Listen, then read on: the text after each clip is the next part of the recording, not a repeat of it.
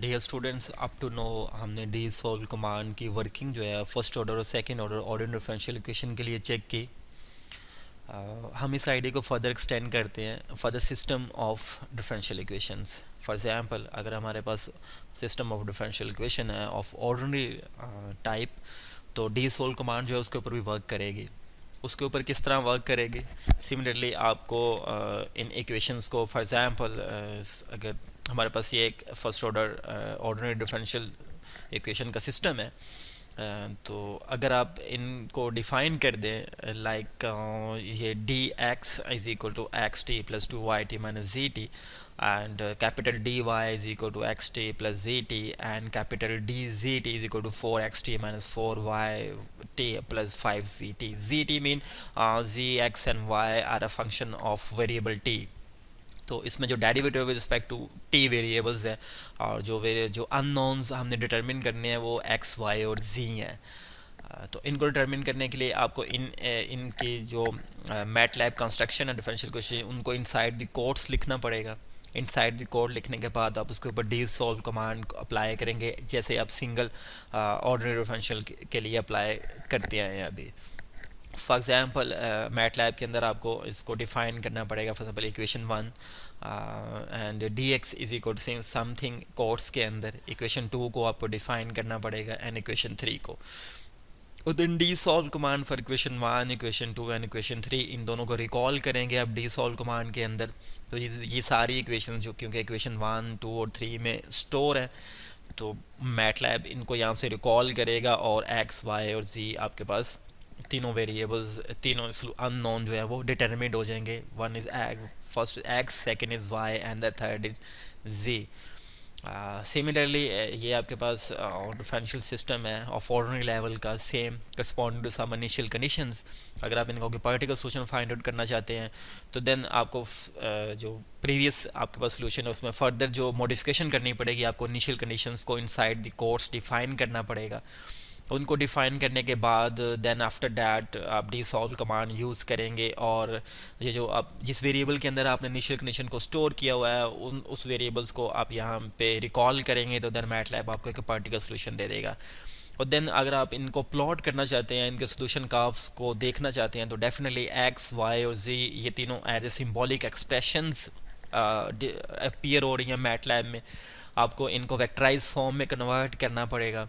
Vectorise form में convert करने के बाद आप उनको एवेल्युएट कर लेंगे at some given particular domain variables के ऊपर। दैट इज़ जो आपका यहाँ पे टी है, तो टी जो इंटरवल टी होगा उसको आप सब डिवाइड कर लेंगे और इन सारी एक्सप्रेशंस को इसके ऊपर एवेल्युएट कर लेंगे। तो फिर आप प्लॉट कमांड यूज करेंगे तो ये ग्राफ आपका प्लॉट हो जाएगा। It's very simple. आप इसे मैटलैब के अंदर आसानी से जो है वो परफॉर्म कर सकते हैं। It's not a very difficult task. चलो हम प्रैक्टिस करते हैं इसको, इसके एग्जांपल्स देखते हैं। फॉर एग्जांपल सबसे पहले आप clear all and close all कर लें। अब जो हमारे पास गिवन डिफरेंशियल सिस्टम बन जाएगा, सपोज जो आप पर्टिकुलर एग्जांपल अभी मैंने डिस्कस किया है मैं उसी को सॉल्व करने जा रहा हूँ।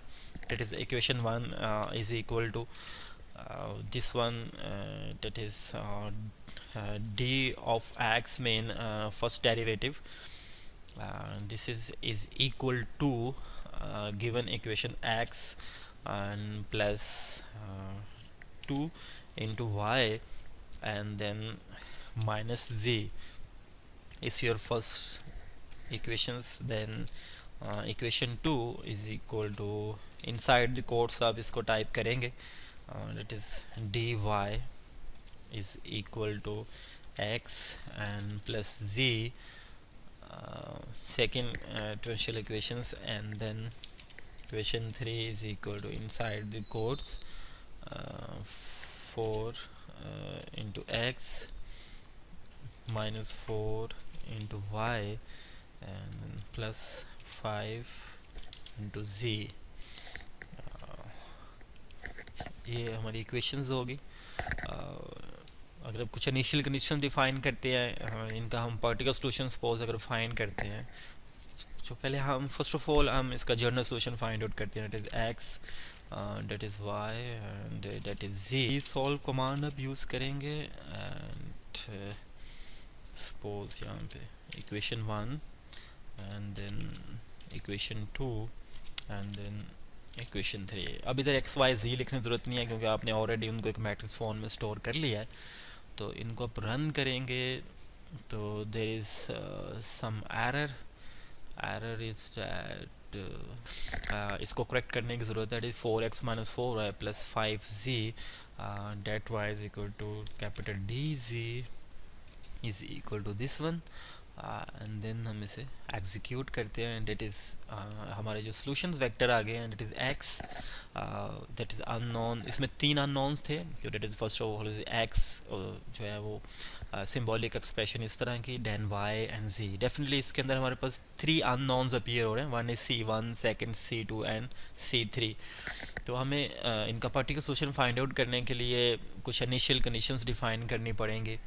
फॉर एग्जांपल इनिशियल कंडीशंस जो हमारे पास हैं इनसाइड द कोर्स हम चेक कर लेते हैं कि हमारी वो कंडीशंस किस तरह x0 y0 z0 के ऊपर कंडीशंस हैं हमारे पास। डेफिनेटली फर्स्ट ऑर्डर सिस्टम है तो फंक्शनल वैल्यूज़ के ऊपर ही कंडीशंस होनी थी। x0 suppose is equal to 1 and y0 is equal to 2 and z0 z0 suppose is equal to 3 and then इसे एग्जीक्यूट करेंगे तो डेफिनेटली C1 C2 रिप्लेस नहीं हुए। द रीज़न इज़ डैट कि हम इनिशियल कंडीशंस को यहाँ पे भी इनकॉर्पोरेट करेंगे, यानी इनिशियल कंडीशन हमने जिस वेरिएबल्स के अंदर स्टोर किए होंगे उसको हमें यहाँ पे मेंशन करना पड़ेगा। तो अब हमारा जो सॉल्यूशंस आएगा, जो सॉल्यूशंस वेक्टर आए हैं हमारे corresponding to these initial conditions, one is X Y और जी, और इसके अंदर जो है वो जो कांस्टेंट्स हैं C1 C2 and C3 appear नहीं हो रहे। तो ये पर्टिकुलर सॉल्यूशंस हमारा हो जाएगा। अगर आप इनके ग्राफ को प्लॉट करना चाहते हैं तो डेफिनेटली आपके पास जो तीनों सॉल्यूशन कर्व्स हैं उनको आपको उनको वेक्टराइज फॉर्म में कन्वर्ट करना पड़ेगा।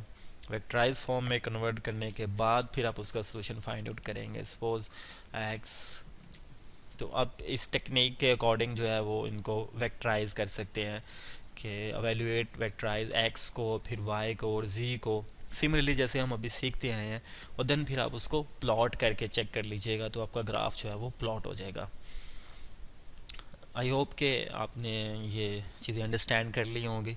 सिमिलरली इसी तरह अगर सेकंड ऑर्डर डिफरेंशियल सिस्टम है इक्वेशंस डिफरेंशियल इक्वेशंस का, तो उसको भी सेम इन्हीं लाइंस के ऊपर आप सॉल्व कर सकते हैं। अब हम एक्सरसाइजेस की तरफ आते हैं। फॉर एग्जांपल एक्सरसाइज में फर्स्ट ऑफ ऑल जो हमारा क्वेश्चन है, find the general solution of the following differential equation, also plot the family of solution curves on the interval of the above differential equation obtained using following initial conditions। यानी ये आपके पास given interval होगा -4 and 4। यहाँ पे इसको ये close interval है, यहाँ पे ब्रैकेट्स क्योंकि वो टाइपिंग मिस्टेक से यहाँ ब्रैकेट टाइप नहीं हो पाई, लेकिन it's a close interval that is -4 and 4 and then इस ब्रैकेट्स को क्लोज कर दीजिएगा। फिर आपने फैमिली ऑफ सॉल्यूशंस आपने करस्पॉन्डिंग टू दीज वैल्यूज़ आपने फाइंड आउट करना है। सेम जिस तरह मैंने आपको भी लेक्चर्स के अंदर बताया था कि आपको फॉर लूप यूज़ करना पड़ेगा। फॉर लूप यूज़ करके आप सी की डिफरेंट वैल्यूज़ के लिए आप different solution curves find out कर लेंगे। फिर उन सॉल्यूशन कर्व्स को आप एवेल्युएट करके तो प्लॉट कर लीजिएगा, तो वो प्लॉट कमांड से प्लॉट हो जाएगा। Second, find the general solution of following boundary value problem. आपके पास ये बाउंड्री कंडीशंस गिवन है तो आप इनका जनरल सॉल्यूशन जो है वो फाइंड आउट कर सकते हैं यूजिंग डी सॉल्व कमांड। इसको सेकंड डेरिवेटिव को डेफिनेटली D2 से कैपिटल D2 से रिप्रेजेंट करेंगे तो सेकंड डेरिवेटिव हो जाएगा। रिमेनिंग कंस्ट्रक्शन इसकी वैसे ही है जैसे हमने अभी लेक्चर के अंदर एक्सप्लेन की है। Similarly system of differential equations आपके पास गिवन है with specific some initial conditions. तो डेफिनेटली ये सेकंड ऑर्डर डिफरेंशियल सिस्टम है तो आपके पास 2, 4 और 6 इनिशियल कंडीशंस आपके पास होनी चाहिए इसमें अननोन्स को फाइंड आउट करने के लिए। सेकंड 2 कंडीशंस इसके लिए 2 और 2 + 2 and +2 इक्वल टू 6 मीन आपके पास ये इनिशियल कंडीशंस होंगी तो आप इसके सॉल्यूशंस को फाइंड आउट कर पाएंगे। तो ये कंडीशंस गिवन है, इन कंडीशंस को आप अलग से डिफ़ाइन कर लीजिएगा। डिफ़ाइन करने के बाद डीसॉल्व कमांड के अंदर आप ब्रैकेट्स के इनसाइड इन कंडीशंस को राइट डाउन कर दीजिएगा। राइट डाउन करने के बाद आप इसका सोल्यूशन फाइंड आउट हो जाएगा। तो एक्स वाई और जी तीन आपके पास अननोन्स वैल्यू हो जाएंगी। तो उनके सोल्यूशन कर्व को प्लॉट करने के लिए आपको पहले उसको वेक्टराइज फॉर्म में कन्वर्ट करने के बाद उनकी numerical values corresponding to certain interval आपको फाइंड आउट करनी पड़ेंगी। उस इंटरवल में वैल्यूज़ फाइंड आउट करने के बाद देन फिर आप प्लॉट कमांड यूज़ कीजिएगा। जैसा कि अभी हमने प्रीवियस डिस्कशन में काफ़ी डिटेल से प्लॉट कमांड को डिस्कस किया है डिफरेंट एंगल से कि आप किस तरह इसको यूज़ कर सकते हैं। This is another question. First order differential equations है, डेफिनेटली आपके पास 3 इनिशियल कंडीशंस होनी चाहिए। तो करस्पॉन्ड या इसके करस्पॉन्डिंग अगर पार्टिकल सोल्यूशन फाइंड आउट कर लेंगे तो देन फिर आप उसका प्लॉट कमांड से प्लॉट कर लेंगे। तो ये स्टूडेंट्स हमारी डिस्कशन होगी लेक्चर नंबर 7 में। लेक्चर नंबर 7 में हमने यूजिंग डी सॉल्व कमांड जो कि बिल्ट इन कमांड है मैटलैब के अंदर, हमने ऑर्डिनरी डिफरेंशियल इक्वेशंस और system of ordinary differential equation के सॉल्यूशंस को फाइंड आउट करना सीखा। फिर हमने प्लॉट कमांड के ज़रिए उनके ग्राफ्स को प्लॉट करना सीखा। तो एट द एंड हमने कुछ एक्सरसाइज क्वेश्चन दिए हैं, आप इनको प्रैक्टिस कीजिएगा। अगर आपको कोई डिफ़िकल्टी हुई तो देन डेफिनेटली आप हम मुझसे डिस्कस कर लीजिएगा। आई होप कि आपको ये लेक्चर पसंद आया होगा।